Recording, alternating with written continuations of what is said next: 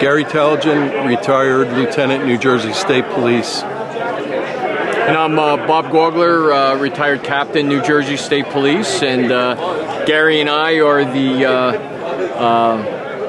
co-founders of the Troopers Bridge Foundation. And we're here tonight to celebrate our 28th year bridge dinner.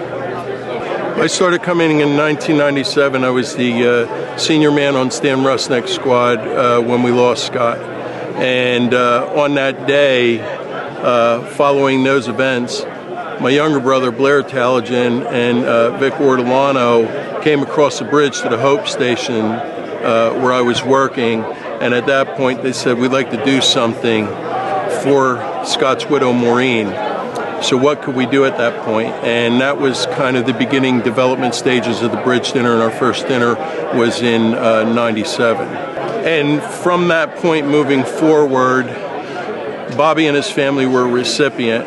And following that dinner, Bobby and I we put our heads together, and I kind of asked him if he wanted to stay on board and get involved with this. And he took it and really ran hard with it, which brings us to where we are today, 28 years later, with all the work that Bobby has done. I stopped at 25 years, but Bobby's kept it going at that point, and it's turned into something that's benefited families from New Jersey, New York, and Pennsylvania for 28 years. The bridge dinner personally means to me a couple things. One, in the beginning, it gave me time to get my thoughts about, and basically when we were mourning the loss of Scott, it gave us a chance to recover.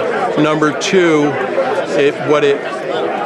the main philosophy behind it was, God forbid it ever happens to any of us, we don't want to be left behind, so how do we circle those wagons and take care of those families? And to me, that's what the law enforcement community is about. It's about circling the wagons and being a family and taking care of one another. So yeah, I was at the first little get-together when it was just a couple of kegs of beer and troopers trying to support Maureen Gonzalez, Scott's widow, and things grew every year to coming here to Shawnee and having this beautiful venue here, but you never know when your life is going to be impacted, and troopers face challenges every single day. My family was faced with my daughter's cancer, and Gary reached out for me, my friend, and I realized how big people's hearts are.